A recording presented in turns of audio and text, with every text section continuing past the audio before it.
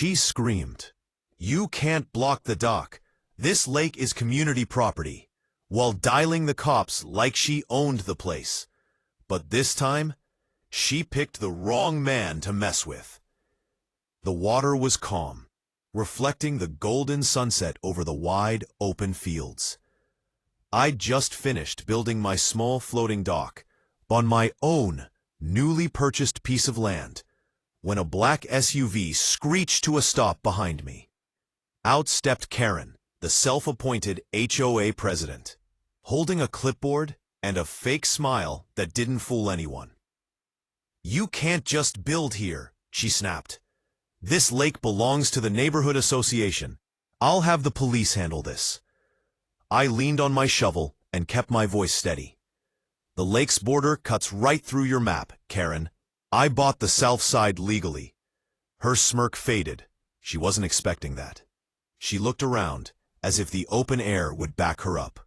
"I manage this area," she said sharply, "and no one changes it without my approval." Before I could reply, she pulled out her phone and shouted, "I'm calling the cops right now. You're trespassing." I just nodded slowly, almost amused. "You do that, but make sure they bring the property records too."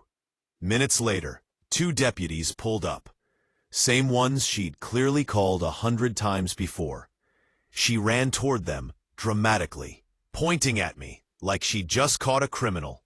"Arrest him! He's destroying community property." One deputy walked over, squinting at the dock. "Sir, is this your land?" I reached into my truck and handed over the folder I'd been waiting to use. The deed, survey map, and a signed letter from the county office confirming the boundary. Karen froze when the officer's radio crackled.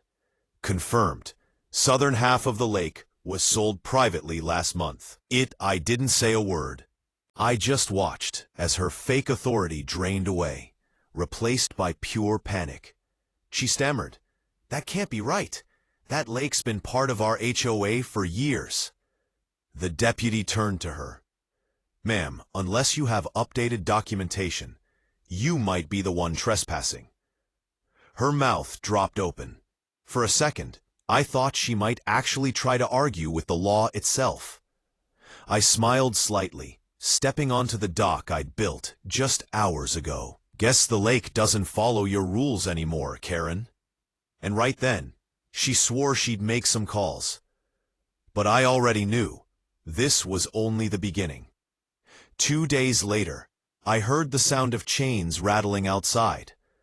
When I stepped onto my porch, Karen was back, this time with 2 HOA board members and a man in a reflective vest who looked like he'd rather be anywhere else. They were standing right by my dock, setting up orange cones and a temporary construction zone sign. I walked closer, trying to keep calm. "What are you doing on my property?" Karen folded her arms. "We're restoring public access. You illegally blocked the community dock." I almost laughed. "Public access? Karen, that side of the lake isn't community property anymore. The sheriff confirmed that." She ignored me completely, waving her hand toward the man in the vest. "Start unbolting it. We'll fine him later." The man hesitated, glancing between us. "Ma'am, maybe we should wait for—" "Do it," she barked, cutting him off. That's when I took out my phone and started recording. "Touch that dock, and I'll have you all charged with trespassing." She spun toward me, her voice rising. "You think your little papers mean anything? The HOA has more authority here than you do." I smiled. "Funny thing is, Karen, the HOA doesn't even exist on this side of the lake anymore." Her face twitched, that tiny flicker of fear she tried to hide. Just then, a truck pulled up. My neighbor, Tom, an older guy, Vietnam vet, stepped out, hands on his hips. "You folks got a problem?" Karen turned and forced a grin. "Oh, not at all. We're just fixing some property violations." Tom chuckled. "That's cute, because I helped him buy this land. County records are under my signature too." The man in the vest froze mid-step. Karen's voice cracked. "You're bluffing." Tom shrugged. "You want to see the paperwork, sweetheart?" Karen's glare could have burned holes through steel. She stomped off toward her SUV, mumbling about calling the board and lawyers. As her car disappeared down the gravel road, Tom looked at me and grinned. "She's not done. You can see it in her eyes." I nodded slowly, eyes on the lake. "Yeah.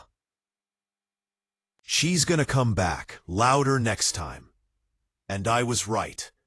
The next morning, I woke up to flashing blue lights at the end of my driveway. 2 patrol cars were parked outside my gate, lights spinning across the wet grass. Karen was there too, standing proudly beside the officers with her arms crossed like she'd just won a war. I could see her lips moving even before I stepped outside. "There he is!" she shouted. "That's the man. He's blocking public property and threatening HOA members." One officer approached me, while the other took notes. "Sir, we received a complaint about you obstructing a community dock." I kept my tone calm. That's strange, because the county confirmed this land, and that dock, belonged to me. Karen scoffed loudly. "He forged the documents. He's lying. The HOA has the original paperwork." I raised an eyebrow. "Really? Then you won't mind showing those papers to the officers, right?" Her confidence cracked for a second. "Well, they're at the office."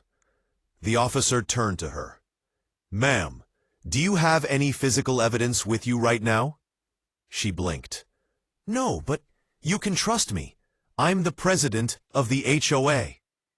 He sighed. "That doesn't mean much without documentation." I stepped forward, handing over the same deed I'd shown before.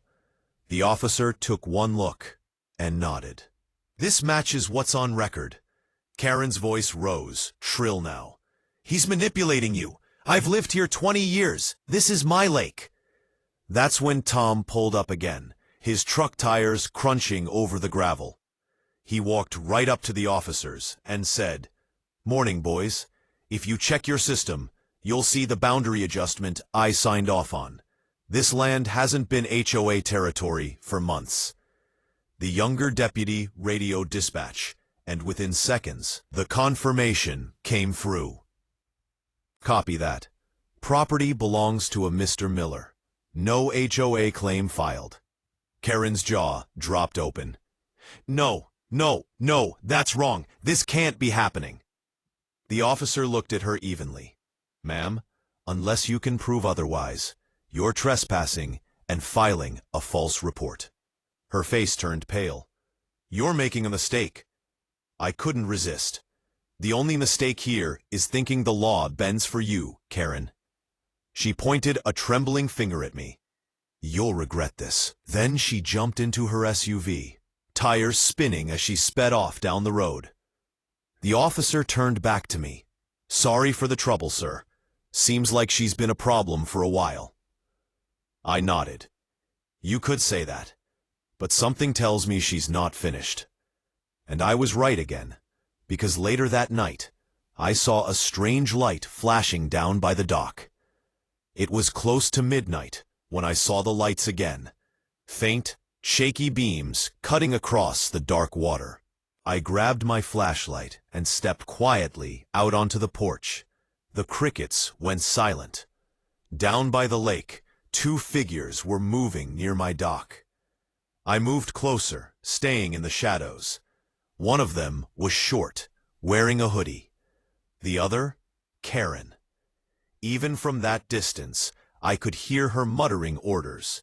"Cut the chains. We'll pull the dock away and drag it to the community side before sunrise." The man hesitated.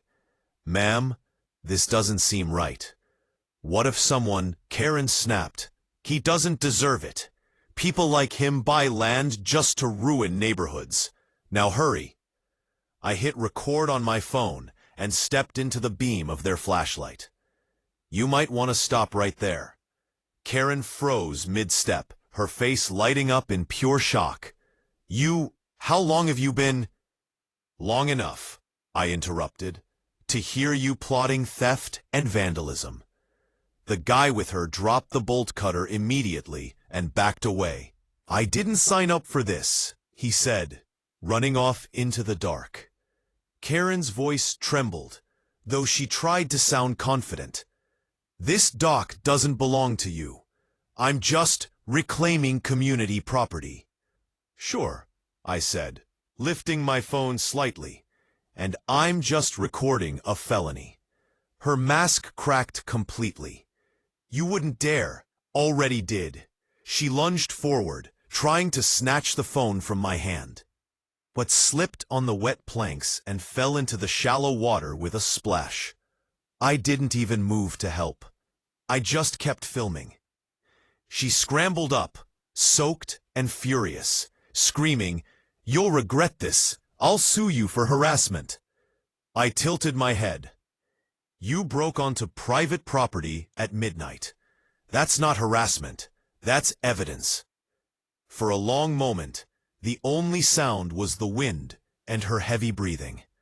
Then, from behind me, a familiar voice called out, "Tom's, everything all right down here?" I turned. He was standing with his shotgun slung over his shoulder, not aimed, just there, enough to send a clear message. Karen's expression changed instantly from rage to fear. She stepped back, her voice barely a whisper. "You're both crazy." Tom grinned. "Nah, just homeowners who read the law." Karen climbed up the bank, dripping and defeated, running toward her car. Tom looked at me. "You record all that?" "Every second." He nodded slowly. "Then she's done." But she wasn't. Because the very next morning, my mailbox was filled with legal papers and a notice that said pending lawsuit, violation of HOA Ordinance 7B.